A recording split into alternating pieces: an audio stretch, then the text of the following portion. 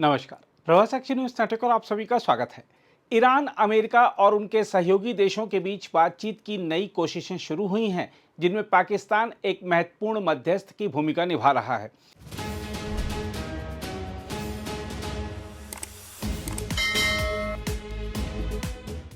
Iran के विदेश मंत्री अब्बास अराक्ची ने इस्लामाबाद पहुंचकर पाकिस्तान के सैन्य प्रमुख आसिम मुनीर से मुलाकात की और तेहरान की मांगों तथा अमेरिका की शर्तों पर अपनी आपत्तियां स्पष्ट रूप से रखी। सूत्रों के अनुसार ईरान ने साफ किया है कि वह अपनी शर्तों से पीछे हटने को तैयार नहीं है और किसी भी समझौते में उसकी सुरक्षा और संप्रभुता सर्वोपरि रहेगी।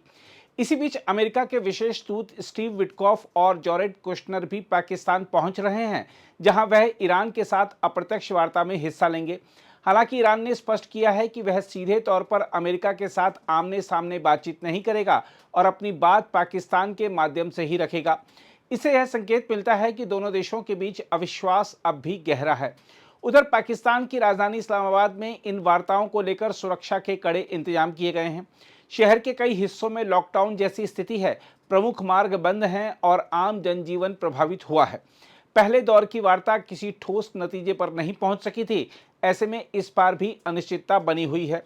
इस्लामाबाद की ओर जाने वाली मुख्य सड़कों को बंद कर दिया गया है तथा उस रेड जोन को कड़े सुरक्षा घेरे में रखा गया है, जहां प्रमुख सरकारी भवन और राजनयिक मिशन स्थित हैं।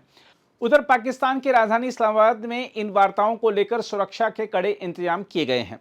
शहर के कई हिस्सों में लॉकडाउन जैसी स्थिति है, प्रमुख मार्ग बंद हैं और आम जनजीवन प्रभावित हुआ है।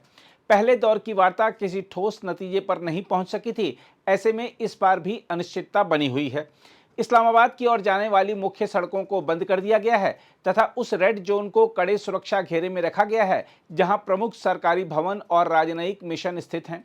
पास के वाणिज्यिक क्षेत्र ब्लू एरिया में बाजार सुनसान है, कैफे में आपूर्ति कम हो रही है और बस अड्डों की सेवाएं बंद होने के कारण सार्वजनिक परिवहन बाधित है, जिससे यात्रियों को परेशानी हो रही है। लोगों के लिए अनिश्चितता सबसे कठिन स्थिति है।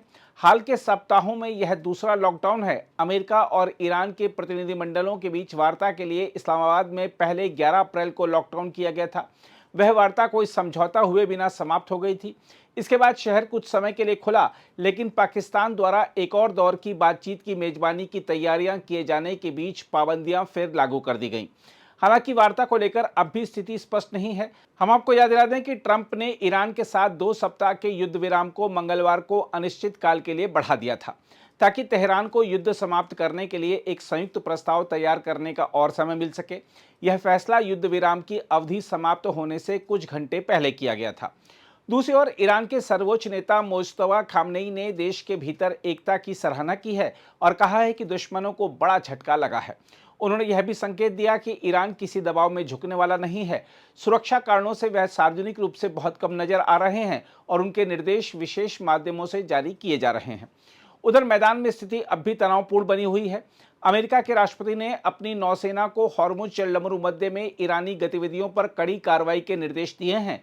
यह जलमार्ग विश्व के तेल आपूर्ति का एक बड़ा हिस्सा संभालता है, लेकिन युद्ध के कारण यहां जहाजों की आवाजाही में भारी कमी आई है। इसके अलावा लेबनान में भी संघर्ष जारी है, जहां हिजबुल्लाह ने युद्ध विराम बढ़ाने के प्रस्ताव को ठुकरा दिया और एक इजरायली ड्रोन को मार गिराया। इसके जवाब में इजराइल ने दक्षिणी लेबनान के खियाम शहर में बमबारी की, जिसमें रिहायशी इलाके भी प्रभावित हुए। इससे क्षेत्रीय तनाव और बढ़ गया है। इसी बीच खाड़ी क्षेत्र में भी अस्थिरता देखने को मिली है। कतर ने कुवैत पर हुए ड्रोन हमले की कड़ी निंदा की है और इसे क्षेत्रीय सुरक्षा के लिए गंभीर खतरा बताया है। कतर ने इराक से ऐसे हमलों को रोकने की जिम्मेदारी निभाने की अपील की है। वहीं ईरान ने आंतरिक स्तर पर भी सख्त कदम उठाए हैं। उसने एक व्यक्ति को इजराइल के लिए जासूसी करने के आरोप में फांसी दे दी है। यह कार्रवाई उन कई मामलों में से एक है जिनमें हाल के महीनों में सख्ती बढ़ाई गई है। अधिकारियों का कहना है कि देश की सुरक्षा के साथ किसी भी तरह का समझौता नहीं किया जाएगा। युद्ध के बीच एक सकारात्मक संकेत यह भी है कि ईरान ने लगभग 2 महीने बाद तेहरान के अंतर्राष्ट्रीय हवाई अड्डे से वाणिज्यिक उड़ानों को फिर से शुरू कर दिया है।